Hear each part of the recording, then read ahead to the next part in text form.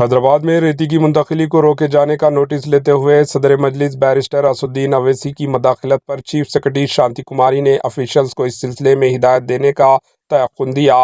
شہر حیدرآباد و اطراف و اکناف کے ریتی کے کاروباریوں اور چھوٹے تاجرین نے دارالسلام پہنچ کر صدر مجلس بیرسٹر اسدالدین اویسی سے نمائندگی کی تھی۔ بتایا گیا تھا کہ پولیس کی جانب سے ریتی کی منتقلی کو روکا جا رہا ہے، ان کا کاروبار ٹھپ ہو چکا ہے اور روزگار شدید متاثر ہوا ہے، جس پر بیرسٹر اسدالدین اویسی نے Malakpet M L A Ahmed bin Balala, Majlis کے M L A Zafar Hussain Meraj و Nampally M L A Majid Hussain کو تلنگانہ کے چیف سیکرٹری شانتی کماری سے نمائندگی کے لیے روانہ کیا۔ ایم ایل ایز نے تاجرین کو پیش آ رہے مسائل و پولیس کی جانب سے لگائے گئے سختی کی پابندی کو واقف کروایا۔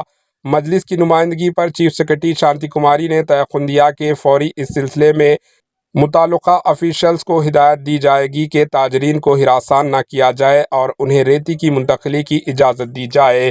Bureau report, AHN news.